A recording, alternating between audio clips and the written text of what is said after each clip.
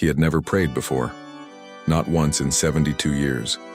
Walter Hayes believed in logic, in numbers, in the sharp certainty of facts. A retired accountant, his world was built on balance sheets and bank ledgers, not miracles. He mocked faith, gently when others brought it up, always with a smirk and a quiet shake of his head. But lying in a hospice bed, ribs jutting through paper-thin skin, chemo stains still fresh on his arm, logic no longer comforted him.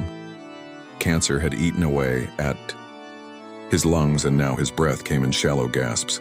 The machines hummed beside him, a quiet, indifferent rhythm. He had no visitors, no children.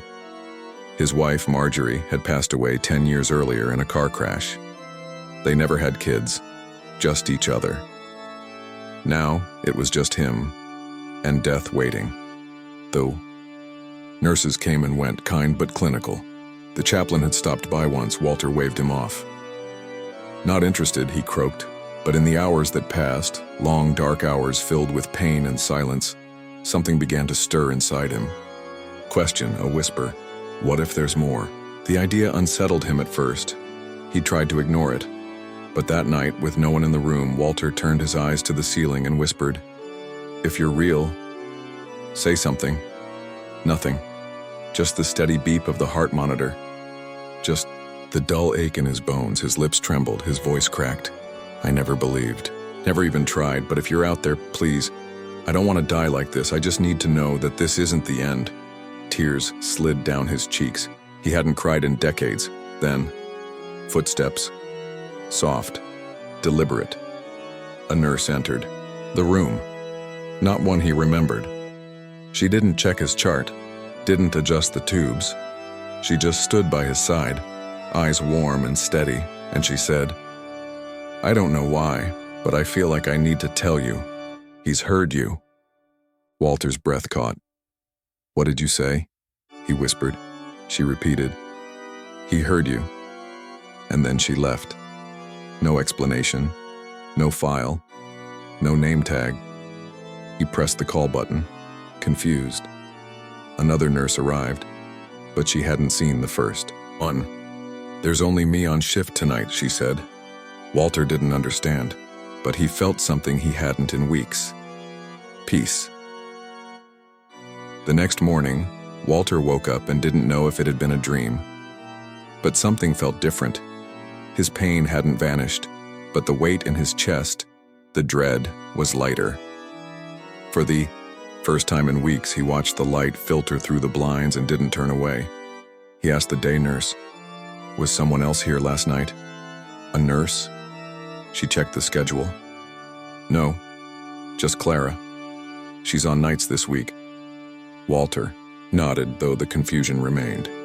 The voice, the words, lingered in his ears like a bell that refused to stop ringing. "He's heard you." All that day, Walter thought about the phrase. He repeated it in his mind over and over. And then he whispered, "If that was you, thank you." No thunder, no flashes of light, but a warmth filled the room, like sunlight on skin after a long winter. From that moment, Walter did something he had never done before. He prayed. Not in grand speeches, just whispers, honest thoughts. He talked about Marjorie, about how much he missed her, about regrets, about loneliness, about being afraid, and every time he finished speaking, he waited. He didn't always hear words, but he always felt something. On the third night, he had a dream. In it, he stood in a field of wheat, golden and endless. Marjorie stood across from him, smiling, radiant like he'd never seen her. She didn't speak, just opened her arms. He woke up crying.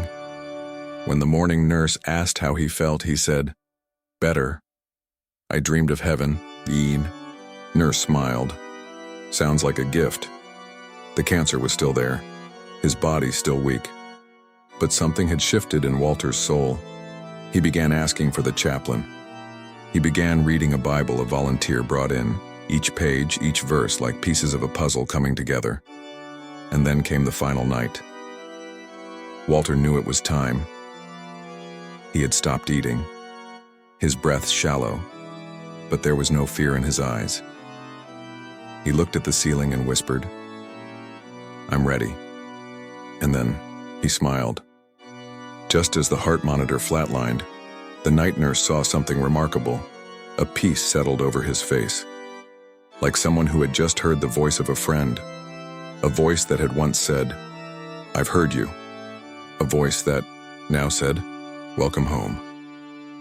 After Walter passed, the hospice room remained quiet.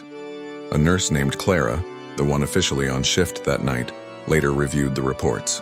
Nothing unusual stood out, except for one curious note left behind in Walter's handwriting. It was a letter. "To whoever finds this," it read, "I saw her. I heard him. I was not alone. I was not forgotten. Don't wait as long as I did to ask." The letter was short, but it spread. First among the nurses, then to the hospital staff, and eventually beyond the hospice.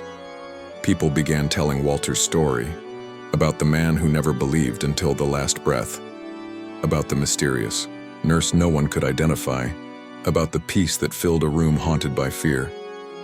Walter's story didn't end with his death. It became a seed, planted quietly in the hearts of those who had heard it. A local pastor shared the story during a Sunday sermon. A young man, sitting in the back, cried for the first time in years. A woman battling her own illness listened and whispered, "Maybe he hears me too." In a nearby city, a nurse working nights in another hospice ward left a sticky note on a patient's bed. "You are seen. You are heard. You are not alone." Small echoes of Walter's final words rippled outward. And somewhere, in a quiet home, a mother read Walter's letter on a blog. She had lost her son the year before. She'd stopped believing, but after reading it, she lit a candle and whispered, "If you're there, I'm listening."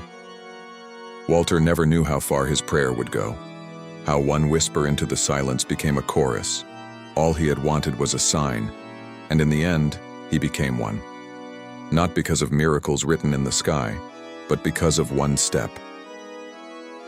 One tearful, trembling prayer, and a voice that said, "I've heard you." If you've ever felt forgotten, if you've ever whispered into the silence, hoping someone would hear, Walter's story is your reminder. You are not alone. You are seen. You are heard. Don't wait for the end to start the conversation. Just speak. He's listening. If this story touched you, share it with someone who needs hope today. And don't forget to subscribe for more true stories of faith, grace, and the quiet ways God speaks.